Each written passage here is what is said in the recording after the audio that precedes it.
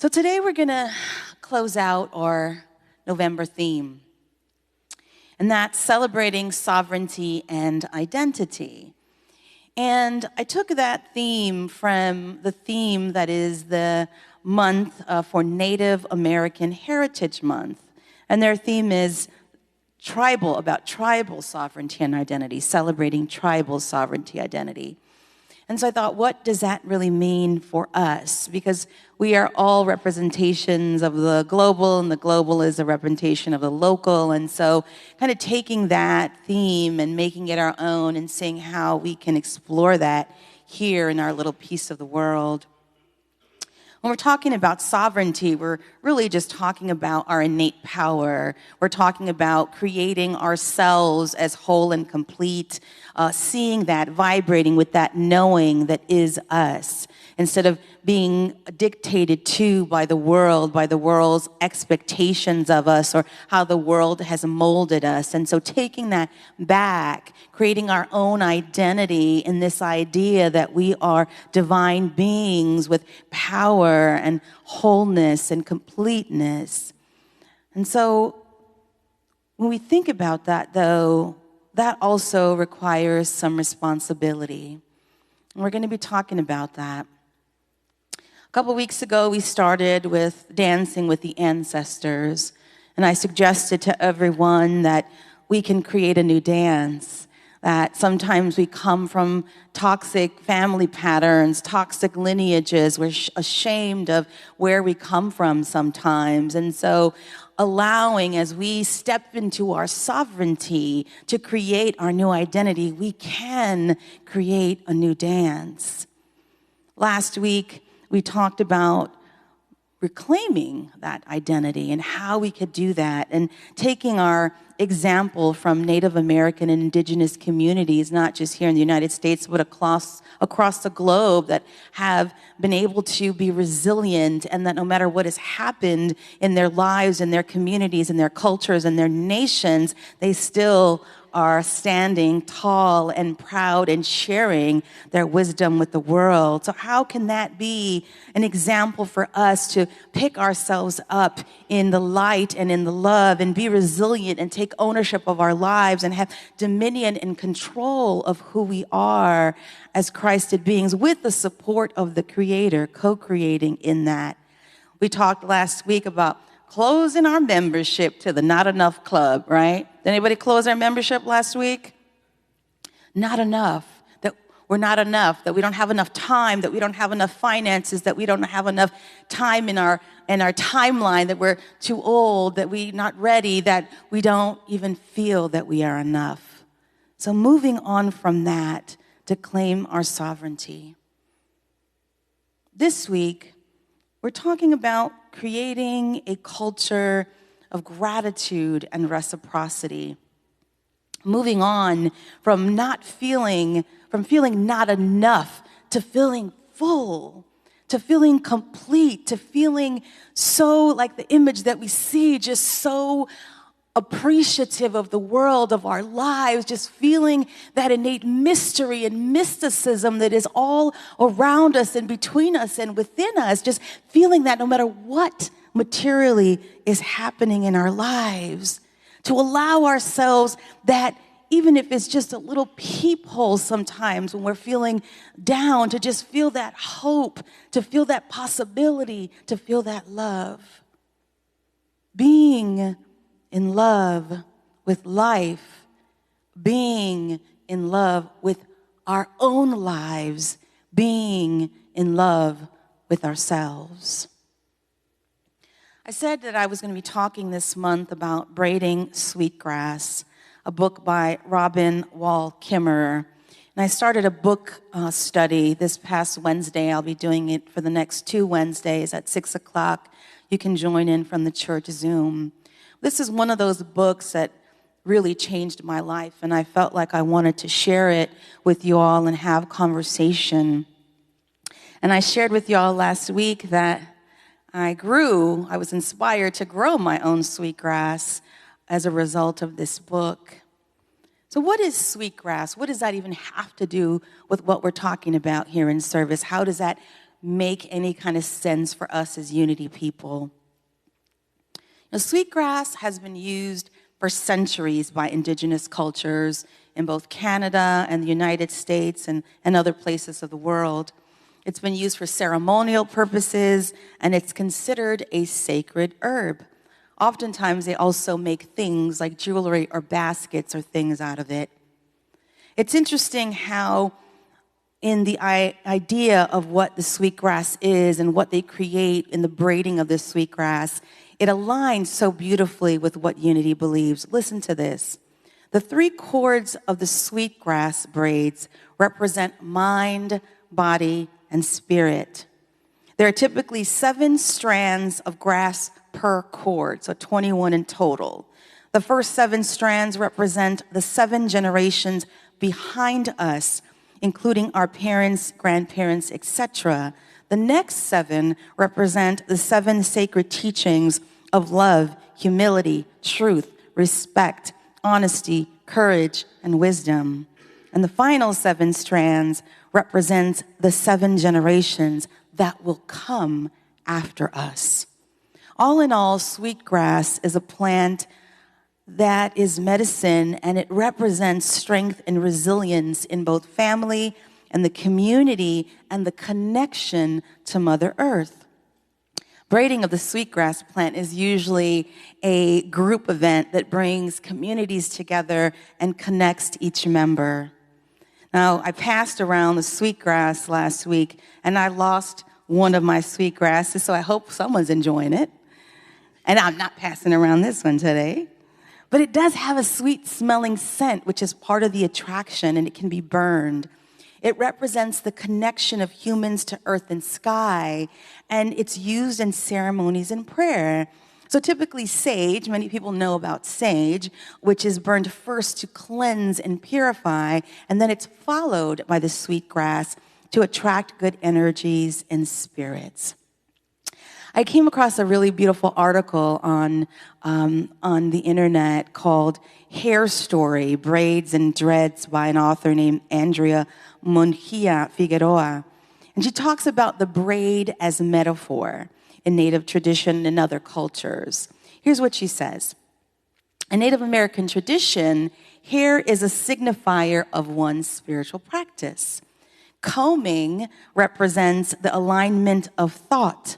Braiding is the oneness of thought, and tying is the securing of thought. Sound a lot like Unity teachings, folks?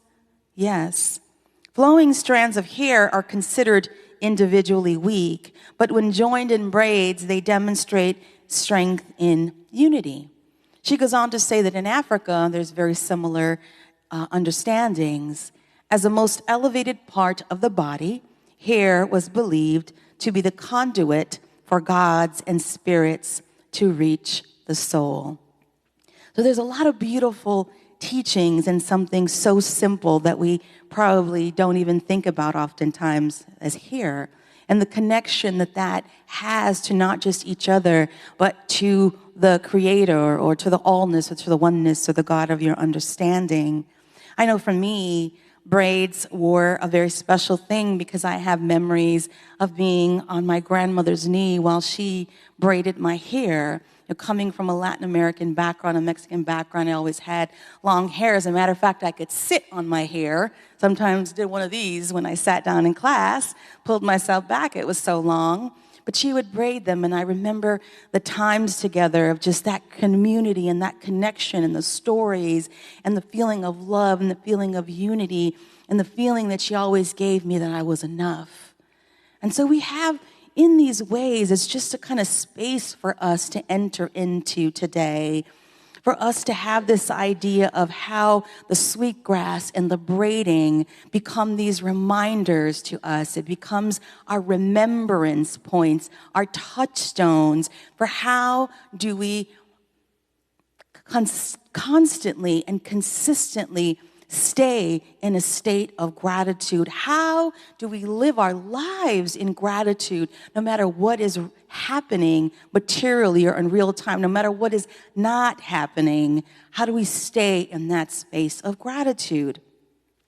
From our own tradition, Charles Fillmore, the co-founder of Unity, talks a lot about gratitude. And that's a lot of what the teachings are about, is about being grateful.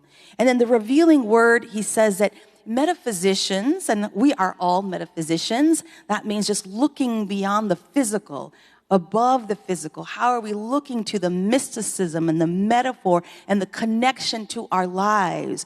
So as metaphysicians, we experience, when we do that, when we're thankful, we are part of that flow. We become part of that flow, and that increases when we get into that gratitude space. He says gratitude is a great mind magnet. So that when we are in that space of gratitude, we are opening ourselves up to the wonders of the universe. We are opening ourselves up to possibility. We are opening ourselves up to greatness. We are opening ourselves up to love. We are opening ourselves when we have that, when you are grateful for something, like someone gave you a gift, or you see a sunrise. Somebody posted on Facebook the other day from several people in our community, the sunrises and sunsets here in Tennessee and Nashville, which are just spectacular. You're open to that gratitude, and that changes your life because you're giving that signal to the universe, like, I want more of that. I want to feel more of that. I want to be in that space all the time. So we're opening ourselves up. It's a magnet. And when it's expressed from that spiritual standpoint, it is powerfully augmented. That's why we say grace at a table historically. We say grace, we say our blessings at the table to be grateful and have that bounty multiply for ourselves and for others. It's difficult, though, to be in a state of gratitude, right, y'all? With so much going on in the world. It's hard when we see other people suffering. It's hard when maybe our family members, when we are not feeling well, when we are having illnesses or diagnoses or having depression or having setbacks. It's hard for us to really remember that gratitude. But sometimes we can muster it up. Even in those dark times, those hard times, we can still be grateful for our lives, our family, or a meal, or our home, or those things. But what I want to engage you all today in is for us to begin gratitude for things that are perhaps not as obvious to some of us. Gratitude not just for the things that we have, but all that is and all that is around us. Gratitude for the very land that we live on. Gratitude for all the things that are not human. Gratitude for the natural world. Yes, even bugs. Bugs and moss and birds. I'm a city girl. I was born and raised in Chicago in the concrete jungle. So for me, that wasn't always something that was part of my everyday existence. In class, we talked about the fact that some folks grew up on a farm or with family members that were connected to the land. And so they did have those teachings passed on. But not all of us have that. Most of us, I would venture to say, in this country, don't necessarily have that connection. And so my even coming here to Tennessee, to coming to Nashville, living here on this property the first year of my life, seeing hawks and seeing eagles and the coyote walking right across the parking lot. I didn't get close to that one, you know that. Coyotes, a whole family of wild turkeys. There were 13. I called it Jesus and the Disciples, We're walking across the Fillmore, in back of the Fillmore. It was a beautiful thing, and that has been my gratitude, to be able to experience something and a connection so deeply with the non-human world that I'd never been able to experience before. All that is matters. But unfortunately, we've been raised in a culture, in a system that doesn't see everything equal. And animals and other life in the natural world is not necessarily equal to human life. But I think most of us don't know that our founders, our co-founders in Unity, were actually vegetarians. Did anybody know that? Who knew that? A couple of you all. They were vegetarians. I'm not a vegetarian. I do like my bacon, I'm going to be honest. But I think it's important for us to understand and think about and pray on some of these concepts and open ourselves up to how we might even just a little think and be different. In 1921, the Fillmores created something called the Statement of Faith that they used for years. And in that Statement of Faith, it varied. There was about 30 different points, kept adding or deleting over the years. But for the most part, it was the same. And one of the points that was in their Statement of Faith said, cruelty, war, and wanton destruction of human life will continue so long as men destroy animals. They had a very deep connection to the understanding that all of life was important, and that as we moved into our spiritual journey, as we opened up and went deeper, we also had to respect non-human life. And so they had numerous articles. One included Flesh Eating Metaphysically Considered, that was written in 1902. Because of this energy that they had around vegetarianism, they opened up one of the first vegetarian restaurants in the country. Did y'all know that? For 30 years in the early 1900s. So now being a vegetarian, a vegan is oh so chic and cool, right? But they did that years ago. And they had a huge cafe that they kept building and building onto, that they even brought people from outside of Kansas City or within Kansas City. They would bus people into the restaurant. But it was part of their ministry not to force this idea down people's throat, like you must be a vegetarian, but it was just open yourself up to what that could mean. What does that open yourself up to thinking and to feeling and to being in the world? They said there is no absence of life, substance, or intelligence anywhere. Anywhere. And so part of the journey for us is to start stepping into that. How do we just ignore things that may have sacred intelligence, like the trees or the rocks or animals? Again, this is not to say we must be a certain way, but it's to open up to this idea that there is life, there is feeling even perhaps, and there is high intelligence in the natural world. In Native American traditions, we are considered the little brothers and sisters because it's the trees and the natural world and all of these things that have been around a lot longer and have survived and have adapted and have been grand.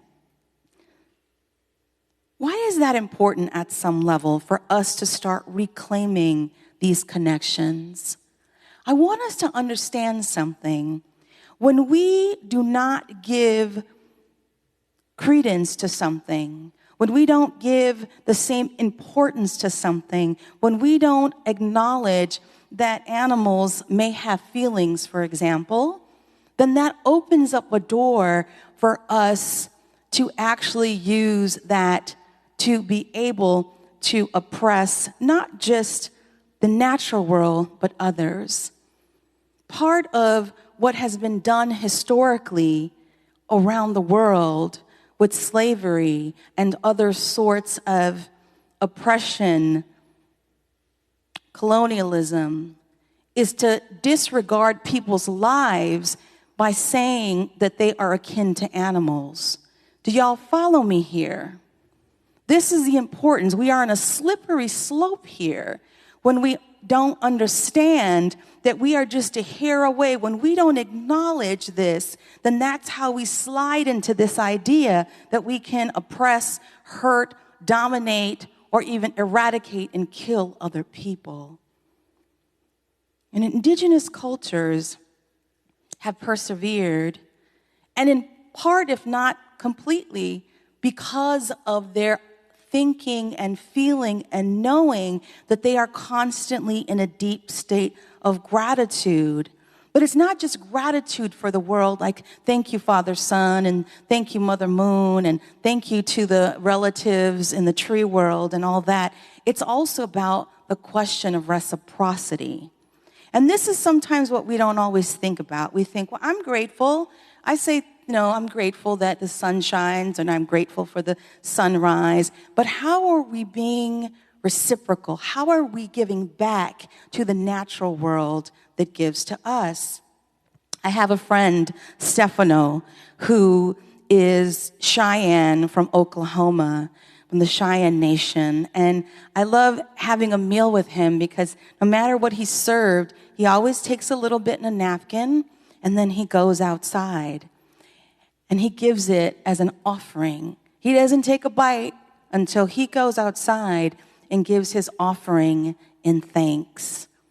It's all of these small things. We don't have to do them the same way. We don't have to create the same sorts of ideas and rituals. But part of it is for us to reclaim connection to the natural world, not just because it is important to be good citizens of the world, not because it is important in our spiritual growth and development, but it's also important to our own lives. There is an epidemic of loneliness in this world. Did y'all know that? Much as we advance, as much AI and all kinds of technological contraptions and iPhones and all this, there's more people in the world that feel disconnected and lonely than feeling connected, no matter what technology we have. And those people that are in this space, including myself, looking at some of these questions, really believe that that disconnection and that feeling of loneliness comes because we don't understand who we are. We don't understand the fact that we are never alone. We don't understand the fact that we are connected to each other. We don't understand the fact that we are connected deeply to the natural world. When we step out into this property, these almost 11 acres that are gorgeous, the land speaks to you if you allow yourself to listen. It makes you feel this feeling of peace. Maybe you didn't even realize. I'm not going to say it's like, hello, Jill. How was your day? Says the Mr. Tree. I mean, you may feel it that way. I don't hear things like that. But it's a feeling. Who's walked through this property and just felt this peace? Maybe you've cried tears and felt better because the land is part of us. It is part of our connection.